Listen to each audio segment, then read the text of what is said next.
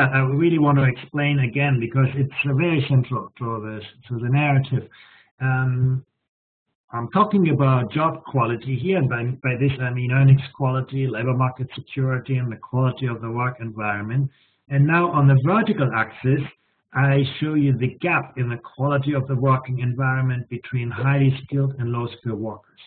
So the countries that you can see at the top of the chart are the ones where the work environment gets very polarized by the skills of people. And if you're highly skilled, you get a great job. If you're poorly skilled, you get a poor job in terms of job quality.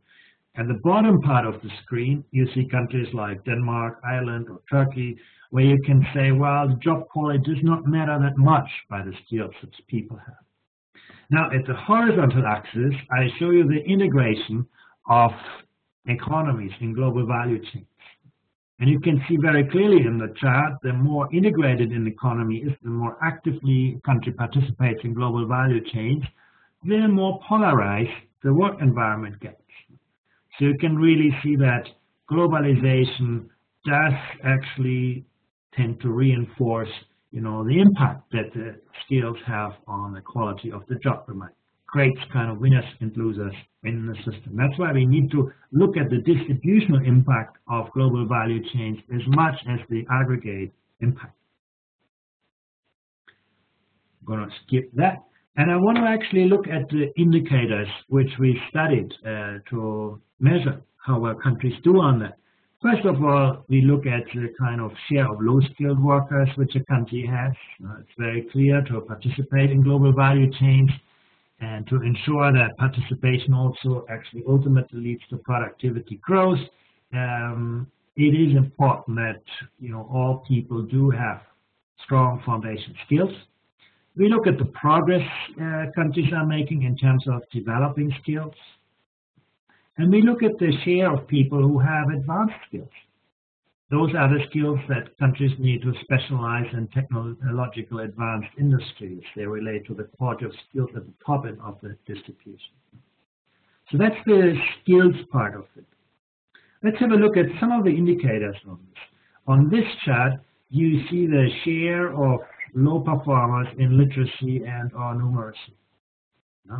You can basically say that, you take a country like Turkey, where you have the majority of Chile, the majority of adults, workers between 16 and 64, who do not even have the most basic foundation skills. And when I say, you lack the most basic foundation skills, I'm not talking about things that are very complicated. I basically talk about, what we expect in literacy and numeracy from a 10-year-old child.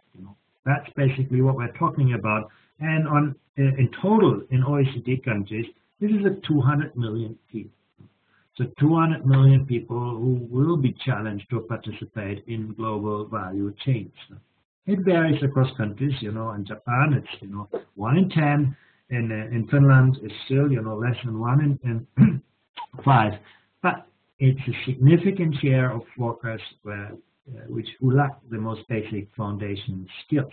Looking at the top end of the distribution, here I'm talking about medium to advanced digital skills, the capacity of people to solve problems in a kind of digital environment. When you look at older adults, these are people in the age group 55 to 64, 5 years old, you can really see how that varies by country. Now, but overall, we talk about 1 in 10 people who have, decent digital problem-solving skills. Take a country like England or New Zealand or Canada or the United States, that's about 20%. But in most countries, it's quite clearly less than 20% of older workers.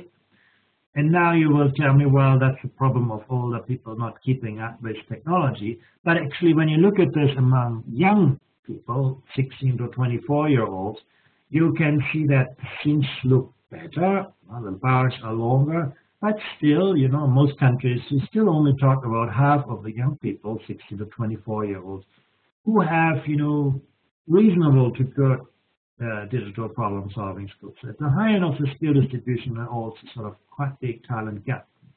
Some countries have made a lot of progress. You take a country like Singapore.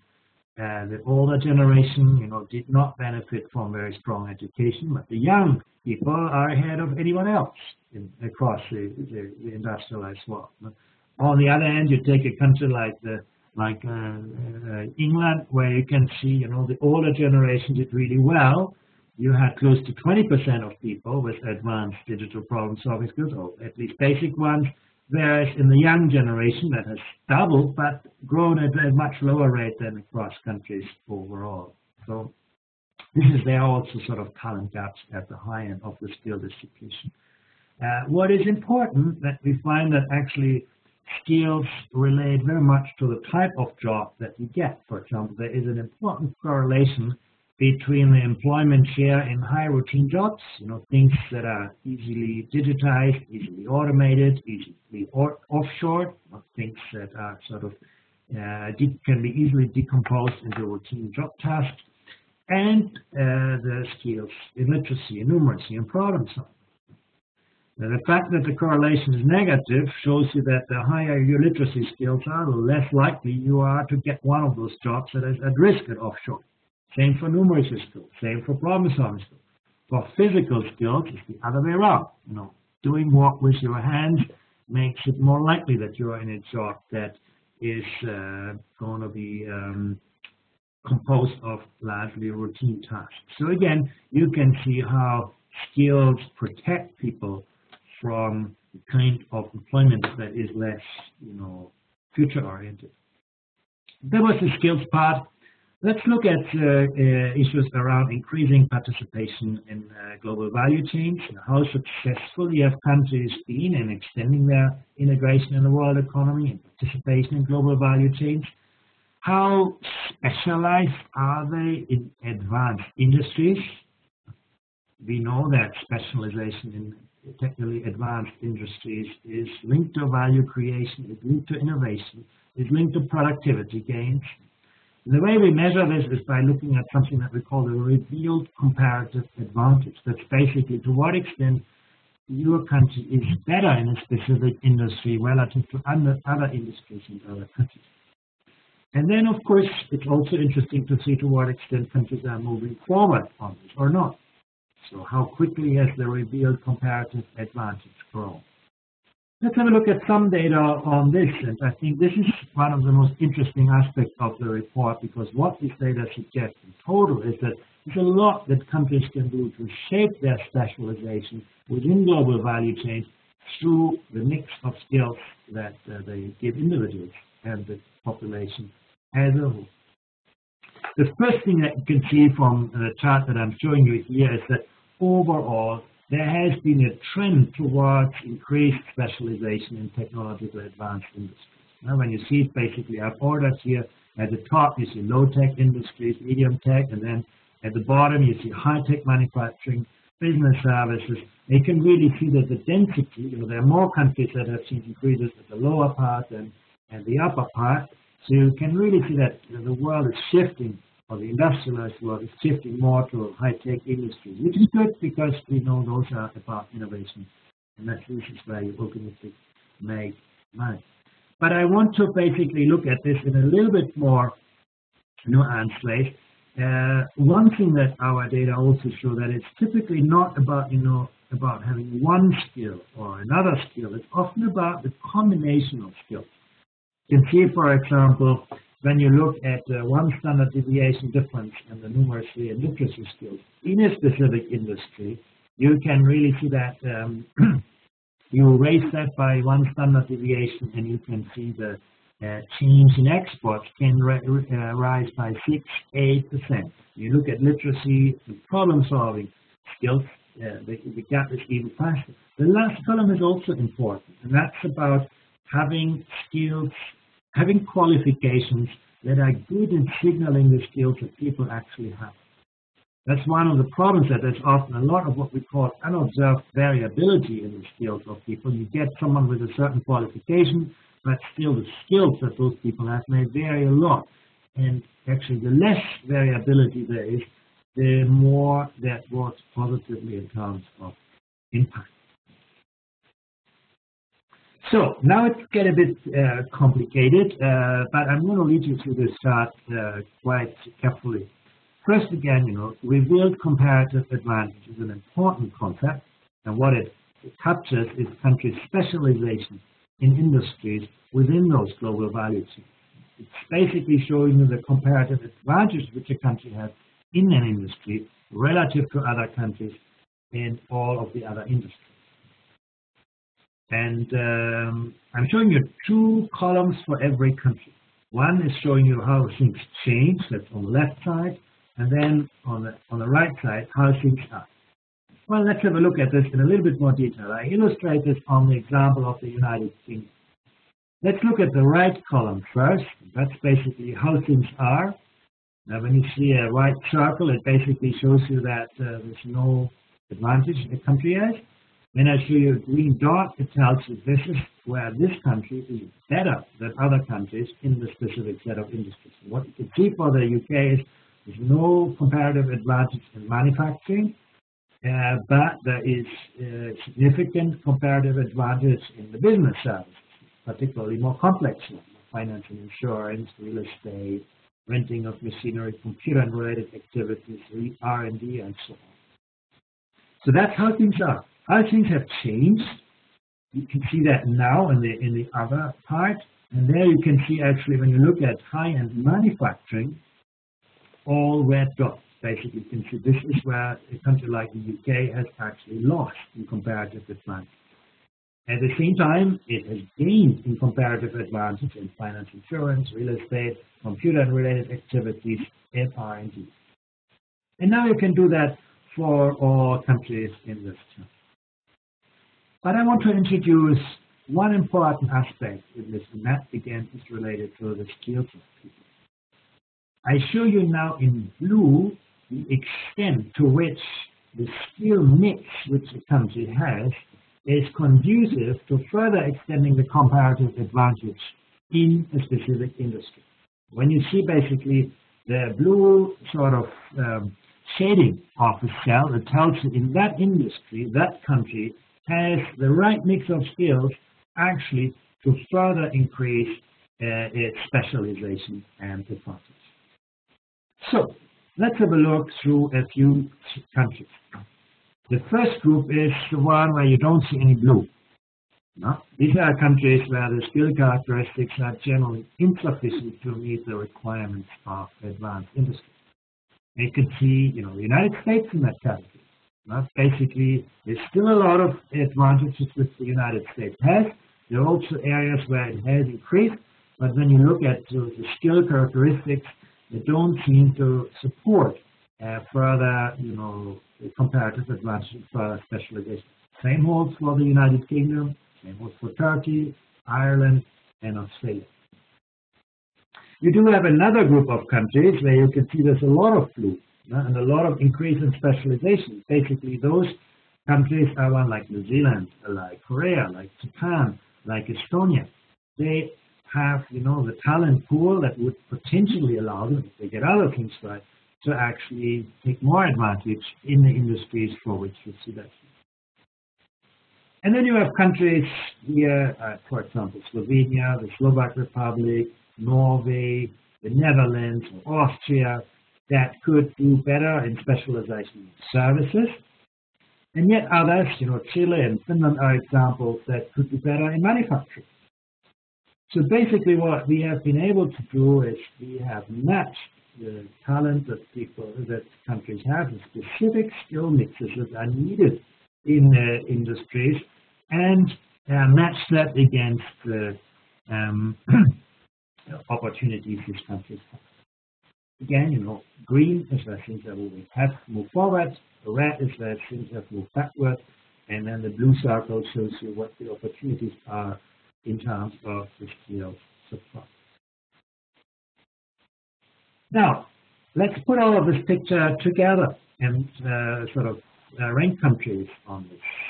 So I transpose the chart. You now find the different categories at the top, and now I'm listing just a few examples of countries. You'll find the full data for all countries in the report.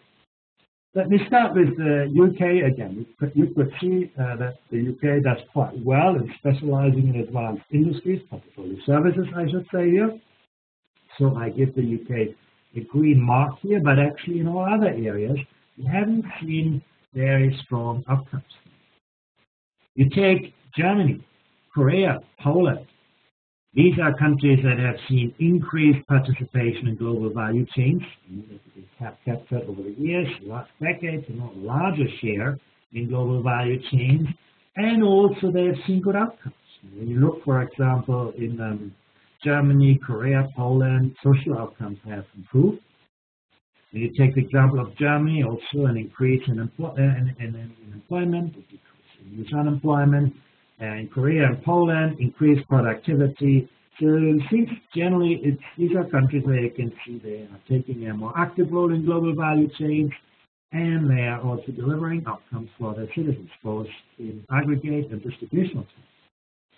You look at the United States, actually, it's also a country that has increased its participation in global value chains, but, it has not translated in the kind of employment and social outcomes. So I look at Denmark or Ireland. Basically, increased participation in global value chains in these countries has seen weak outcomes. And in some cases, you could see this when you compare it with the previous chart, it's because those countries do not have the skill potential to support further specialization. You look at Finland and Japan. In the case of Japan, it's seen increased participation in global value chains, but those countries could benefit more from participation in global value chains by deepening specialization in technological advanced industries, and also by increasing productivity and employment. Now, you could see basically they're doing really well in having a very limited share of low-skilled workers. They are also doing well in terms of advanced skills, so they are generally quite well positioned and not yet capitalizing on this fully. Or you can look at Turkey, also those, and Chile. Also, these two countries have seen increased participation in global value chains, developed a skill base, but could do more to develop even more advanced skills. This is where you can see a lot of red here, and also increasing specialization. Different countries come out quite differently on the different indicators. Some have, taken full advantage of global value chains, and others clearly struggle more. That brings me to the last part, talking about implications for education and training policy. First of all, on skills policy, the most obvious conclusion is, that we can do a lot to improve the quality of education and training. Seen some data on this. What is also important to bear in mind that when you look at the comparative advantage of specialization, it always comes from the interaction between the skill characteristics of people and workers and industry requirements. So connecting the world of learning and the world of work is a really important agenda, and not just in terms of vocational education training, but also in terms of more advanced kind of skills. And also helping people to grow in their learning, removing barriers to further skill development. People are not going to accept that they lose their job because of automation or global value chains if they don't feel prepared to get or create a new one. It's very important, how can we actually give people the opportunities, but also the motivation, capacities to keep on learning. A couple of data points on that. Basically, you can see here how much has changed across countries. On the horizontal axis, you see the literacy skills in our tests and younger and older generations. Now that's the older generation, the average, about 250 points. Younger people do better. So at the aggregate level, younger people see better skills than older people. It just comes out from our test, but it plays out very differently across countries. You take a country like Singapore, the older generation was much less skilled than the average. The younger generation is better skilled in Singapore than the average in the industrialized world. You look at Chile, also a lot of catching up. You can see the growth in Chile has been larger than on average across countries.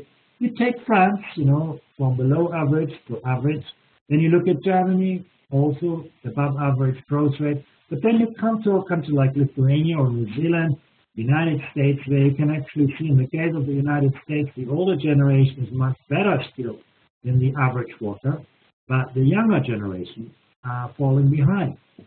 And, you know, at the top, I put the UK, where you can really see that actually young people moving into the labor market do not have better skills, literacy skills, than older people getting into retirement in a very different work environment. So huge differences in the relative progress that countries have in equipping people with skills.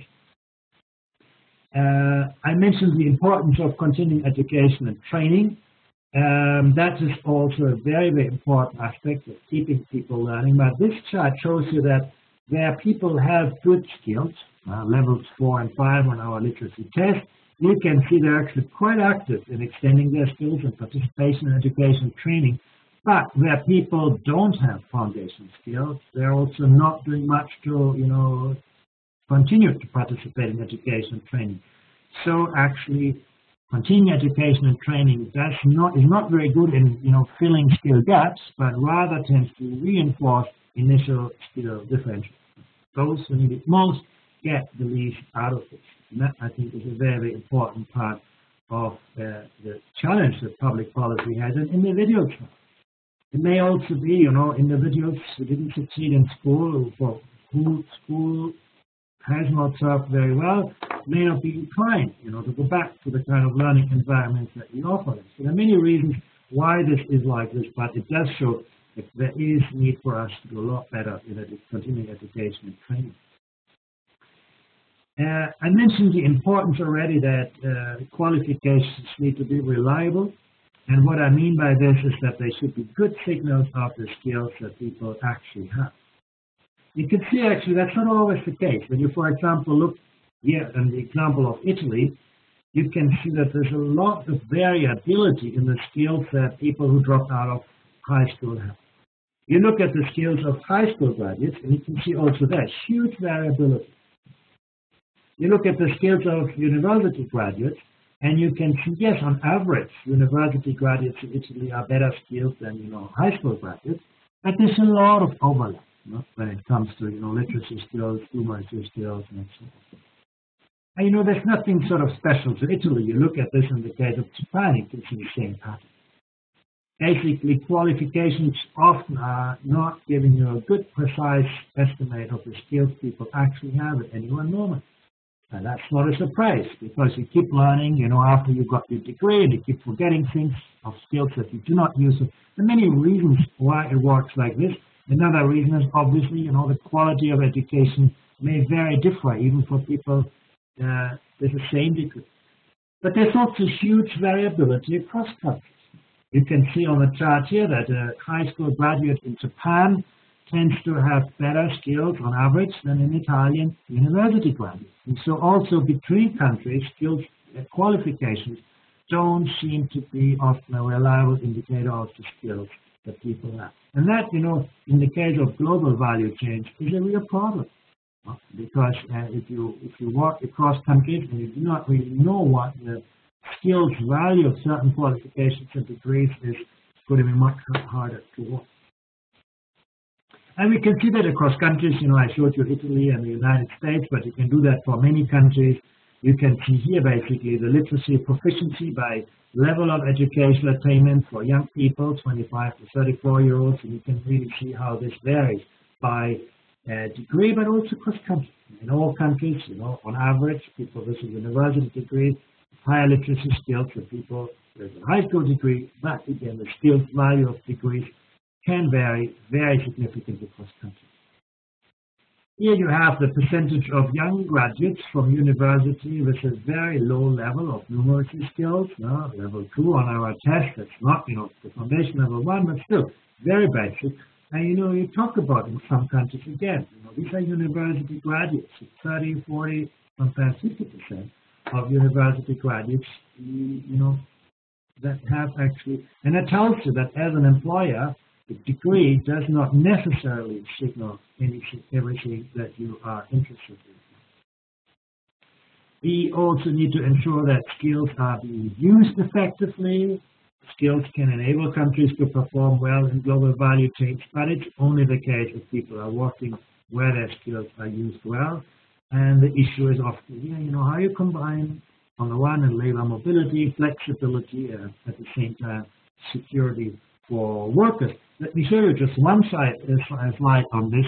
I compare United States and Japan. I told you before, Japan is extremely successful in equipping people with great skills, the United States not so, but when it comes to the use of skills at work, this is about extracting value from skills, you can see the United States is doing very well, and Japan is not doing well. So basically, the Japanese labor market is very rigid, very siloed, female participation is very low, so that means better skills often do not translate into better jobs and better lives for people. That's a barrier for global value change as well. And what is clear, you can see that nicely in the chart here, is that the use of skills at work is actually a very important predictor of labor productivity. So this is another area where basically countries need to do better if they want to benefit from global value chains. And often that's related to firm size. We all know that larger firms are better in extracting value from the skills of people. They have many more opportunities, more fine-grained opportunities for moving people around. The very last point I really want to make is that it's also about enhancing international collaboration on skills. One thing is clear is that when you look in the kind of globalized world in which we are, it's much harder for countries to recoup their investment in skills. When you basically, when people can plug into the world economy from anywhere and anywhere, the country where people are not necessarily benefits from all of it. Issues around the recognition of qualifications are also very important.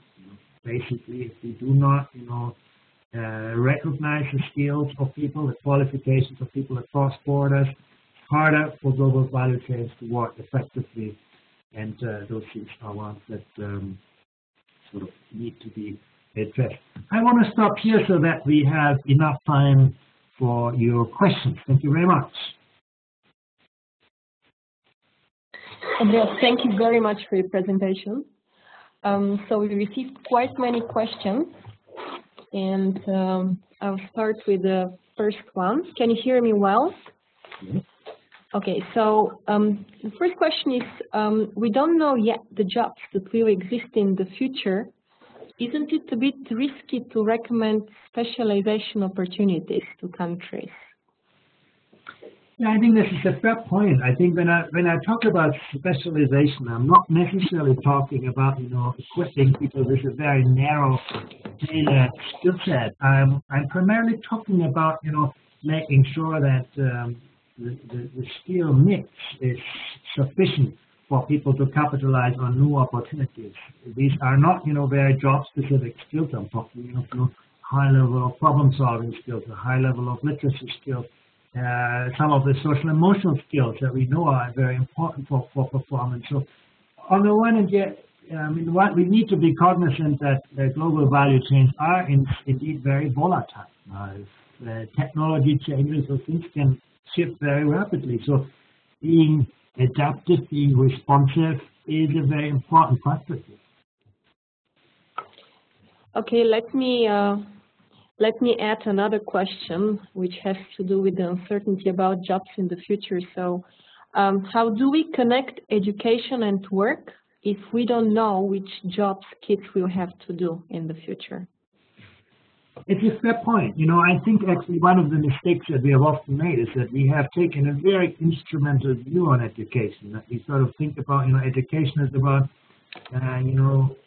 not about children creating their own future, but learning for our own paths. And I think actually building the more rapidly the world is evolving, the more uncertainty and volatility there is, the more important will it be to build very strong foundations. On the one hand, giving people those kinds of foundation skills that will allow them to build new skills. It has to do with, cognitive foundation skills, but also motivation, social and emotional attributes, character qualities that actually give people the capacity and motivation to build new skills throughout their lives. The more rapidly the world changes, the more important it will be for people to continue learning, to continue growing, to continue to develop skills that will be important in their life. So perhaps, very specific content knowledge may become less important. And, for example, learning about biology, chemistry, and physics, the kind of content knowledge may lose in importance, but your capacity to think like a scientist or think like a mathematician may actually increase its relative value. But these are difficult questions. I do think we need to think much harder about how do we equip people for a world that we do not know? How do we equip people to leverage technologies that have not yet been invented, to learn for jobs that have not been created, and to solve social problems that we do not know will ever arise? Andreas, we have 2 questions on automatization, and I'll bring them both together. So the first is whether new technologies, now emerging technologies, drive automatization, and whether this also leads to unemployment. And then the other question related to automatization is, how do you expect this increased automation to affect the relationship between skills and participation in global value chains? Yeah, that's an important question. Clearly automation is eliminating certain job tasks. We see clearly, the kind of routine cognitive skills, the routine manual skills are becoming less important because machines or computers are doing those things better, faster, cheaper than humans. At the very same time, there are also new opportunities arising, and throughout, it's always difficult to predict from the past and the future. But, take the extreme case of the weavers, when the machine weaving came into play, those job tasks were eliminated, in a very short time period. So people could not use those kinds of skills anymore. But at the very same time, when you look at this industry-wide, actually, after the Industrial Revolution, there were more people employed in the textile industry than before the Industrial Revolution, because, we started to wear more clothes, more beautiful clothes, we changed them more often. So in a way, I think it's very hard to predict how this is going to, whether automation, digitalization will have a negative impact on employment in the long run, or also create new opportunities, new ways for people to use their skills. I think what is very clear is that the kind of things that are easy to teach, easy to test, namely to sort of memorize and repeat or reproduce, those issues are most subject to automation, to digitization, and it's about, education. Good education will be to protect people and workers from those kinds of skills. And in relation to global value chains, actually, is so far, there's been an increase in global value chains, but we also don't know how this is going to play out in the future. For example, think about 3D printing. Maybe when we produce everything at home, trade in the global value chains in certain aspects may become less important or may shift to other areas. But again, when it relates to the skill dimension, what we do see is that it's, higher order thinking skills, complex problem solving, capacity of people to collaborate. Those kinds of skills, as far as we can see today, will remain at a high premium. It's the kind of what today are human skills that will remain important, that are much harder to digitize. Also non-routine manual skills. It's very hard to, outsource your hairdresser to India. There are certain types of jobs that are very locally bound, and and they require certain skills, maybe not very advanced skills, but I think we need to look at this in this context. Andreas, we have also a few questions on continuous learning. So one of the questions is, you mentioned that we have to encourage continuous learning. So, however, we don't know yet whether adult learning is a good investment, as some researchers claim rather not. So what is your take on this? Actually, it is at the individual level. I think in any investment in learning is a very strong investment. Actually, the returns to skills at the individual level are very, very high. and they keep growing in most countries.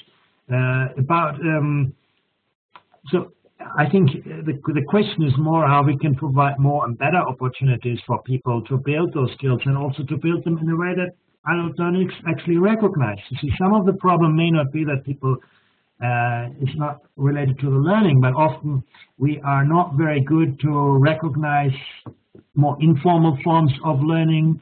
We are not very good to sort of translate in non-formal, informal learning in certificates, in qualifications that you people can actually use. Now, if you learn something and nobody knows about it, it's not going to serve a purpose for you or anyone else. So I think probably that's more the question, how we can build better links between the adult learning and subsequent use of those skills than putting learning in itself in question. We don't have any evidence that would suggest that this is not a good investment for individuals.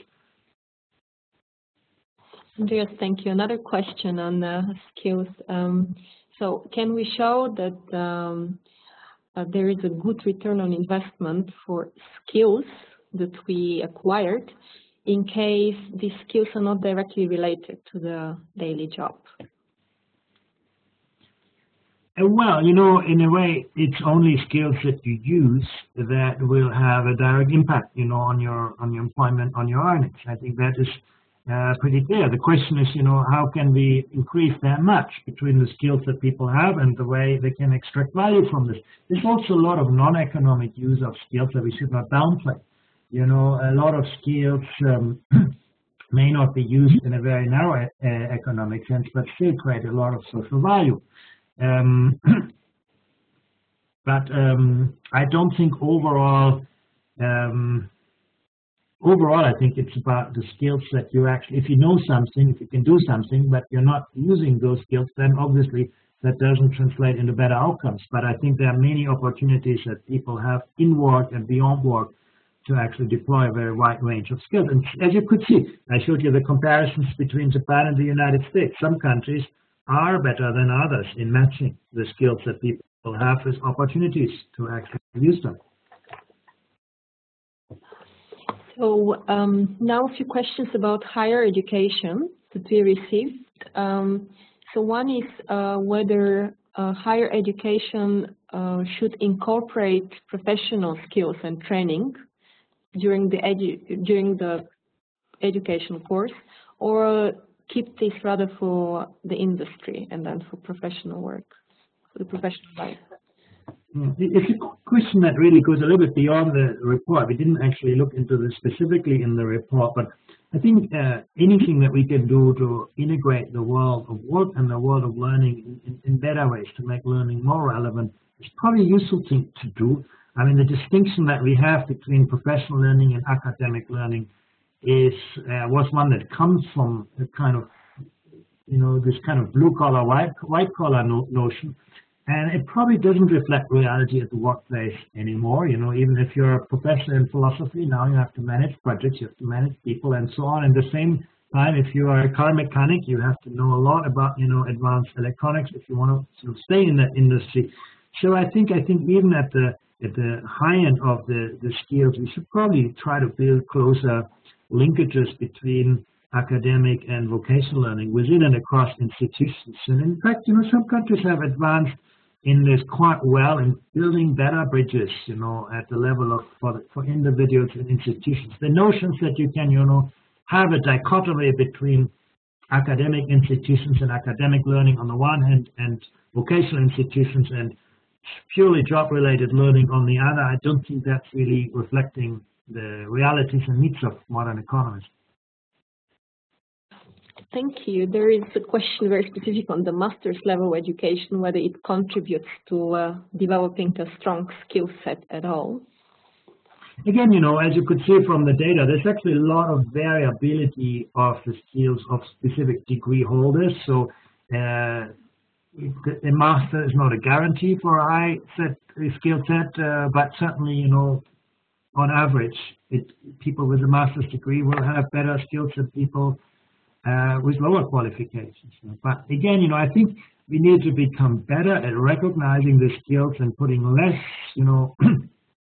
prominence on the formal degrees and certificates of people. Would you also recommend countries to invest more in STEM education, although graduates from certain STEM fields have high unemployment rates in some countries? Yeah, I think again, STEM is a very broad field, and overall, STEM actually, when you look at earnings, that is what we have data, the earnings of STEM graduates tend to be quite positive. So on average, again.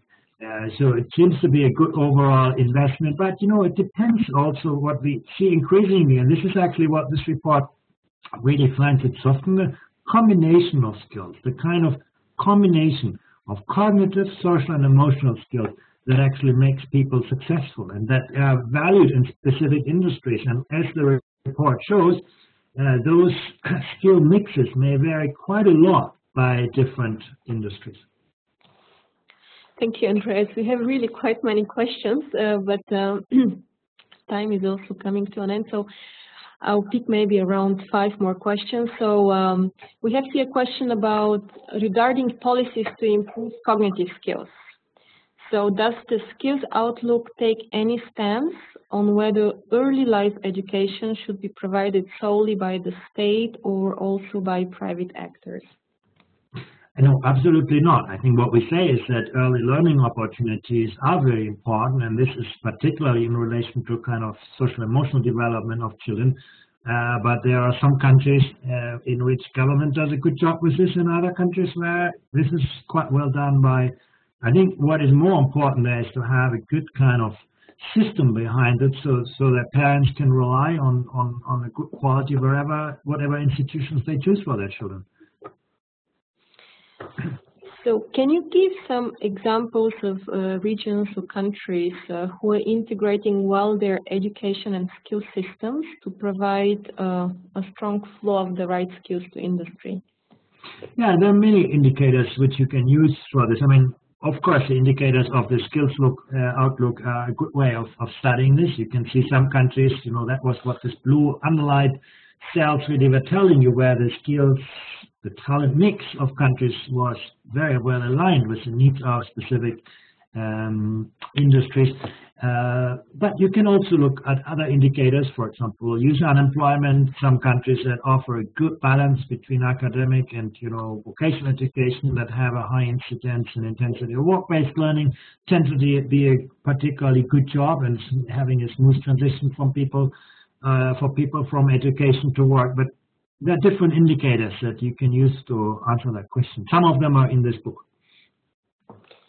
An interesting question about how to incentivize investment in skills beyond personal investment when recouping investment is not obvious for firms, especially when education systems seem ill-equipped to keep up with defining the skills we need. Yeah, I think it's a very tricky question. What are the incentives for individuals, for firms, and for countries to invest in skills? How do we distribute the costs and benefits equitably, fairly? And I think the more flexible we can make learning, the more individuals can decide what they learn, where they learn, how they learn, when they learn, the more inclined individuals will be to invest in their skills. The more granular our qualification systems become, the more easier it will be for people to market their skills and for companies to recognize their skills. Also, the more granular our qualification systems become, the more it will pay off for enterprises to invest in specific skills. I think there are many dimensions here, but what is clear is that we don't do well enough in most systems yet to invest in talent. Thank you. And the last 2 questions, they're rather country specific. So one is on the US and the other is on the UK. So first on the US. So US population has insufficient skills, but the United States still strongly specialize in technologically advanced industries. So why is this the case? Yeah, that's the structure of the economy. I think there are many factors behind that. But what is important is that, the United States lives a little bit on its past. As you could see when you look at the older generation, they're very well skilled because the United States was the first mover in the education field, equipping its population with high qualifications. But among its young population, I do think it faces very significant challenges. When you look towards the future, will the United States continue to be as successful in specializing in those kinds of technically advanced industries? I think those skill data raise questions. The United States may have other strengths, but at least one of the assets, and that is highly talented people, is one that I think is in question by these data.